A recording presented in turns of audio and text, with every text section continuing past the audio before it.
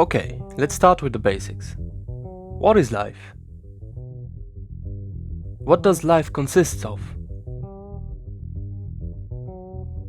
What are we all after? Answers may vary, but men would most often come to one of some conclusions. Women. You go to the gym for a girl. You dress well for the girls. You discuss with the boys which one you like. Is she a 10? Is she a 5? Would you date her if she was a 10 but didn't wipe her hindquarters? And so on. It is a form of living, and a very important one. In the context of reproduction, though that underlying reason is often far from thought. Banter and laughter is at the foreground, most times. Todo's character in Jujutsu Kaisen represents that. What kind of girls do you like? Which he actually got from Yuki Tsukumo, a special grade Jujutsu sorceress, when he was a kid. Nevertheless, it's his way of gauging a friend and enemy alike. Megumi, for instance, tells Toto that he has no particular preference in women, and would like anybody as long as she is with an unshakable character. An answer which approved by a girl, Kugisaki. She then proceeds to jokingly threaten him that she would have killed him if he had mentioned something about large breasts. Well, Toto gets disappointed by that seemingly boring answer. I don't know about your male friend group, but answering with such a wide and unspecific description about your woman's type would be found stale and dull. It doesn't reveal anything about the character of the one who answers. It's not quite about the woman in question per se, although it is the interesting topic. It is about the conversation and camaraderie. You might say that this is very superficial and dumb. Though, is it really?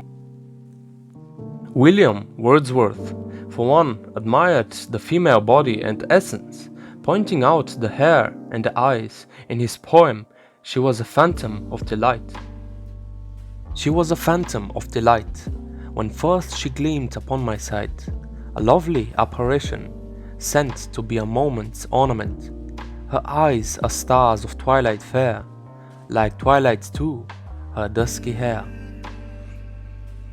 Or Andrew Marvell's poem adored the eyes of his lover, as well as her breasts, in his poem to his coy mistress. Thine eyes and on thy forehead gaze, 200 to adore each breast, but 30,000 to the rest.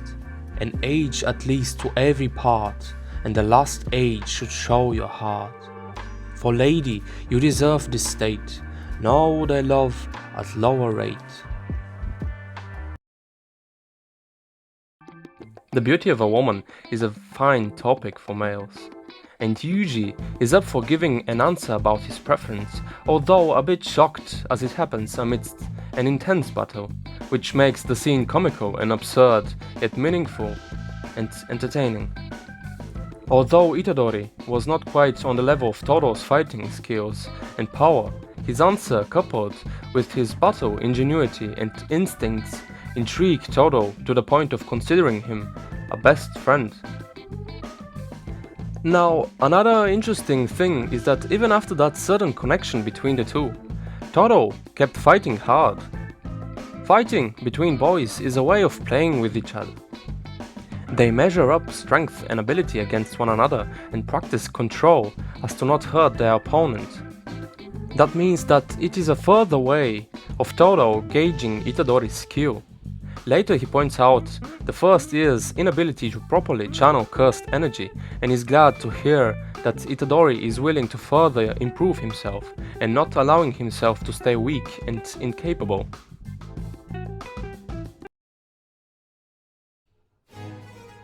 That's what friendship is all about. Aristotle talks about the ultimate friendship, which is called friendship of virtue. This is a state of a relationship where all participants are good people of strong characters that want to uplift each other in the name of reaching an ambitious goal.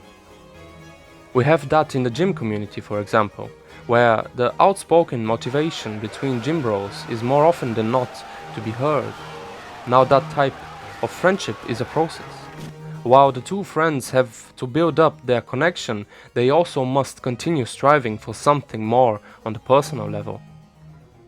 Plato, the great Greek philosopher, was not born with this name, but it was rather a nickname which meant broad, supposedly because of his wide shoulders. The philosopher was an excellent soldier and had twice won the prize at the Isthmian Games, which was an athletic festival. As Plato himself said, "Lack of activity destroys the good condition of every human being." That not only means self-betterment through physical trials, which is more or less a personal act, but also means the seed of a future friendship with someone who also aims at something great, as in the case between Toto and Itadori. It's no coincidence that the main character, who is the vessel of the great curse, Sukuna, is recognized by someone who is one of the highest sorcerer categories, Grade 1. On the internet, Grade 1 is described as the sorcerers who uphold the standards of what a sorcerer should strive to be and are the ones fit to lead society. It is the highest status a sorcerer can hope to achieve through natural progression of the ranks. The level of danger on missions, the amount of confidentiality entrusted to them, and the compensation are far greater than semi-Grade 1 and below. To put Toto's power into perspective, he is on the level of characters such as Nanami, Yaga and Mei Mei.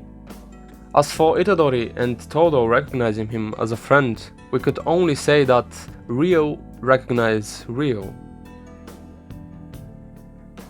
Aside from the question about your woman's type and the type of a strong virtuous friendship that seems to be developing between Toto and Itadori, I would say that the show manages to balance between comical statements and situations and more deep, profound philosophical contexts. I personally was surprised by Toto's way of assimilating the character of others by asking what girls you like, because I found it relatable to what guys would tend to do in reality. Well, of course, to almost start off a conversation with such a statement is absurd, but that doesn't take anything away from it in the show. I hope there are more interesting encounters like that further in the manga as I continue to read it. And that's that. I would finish it off by asking you, what is your type of girl?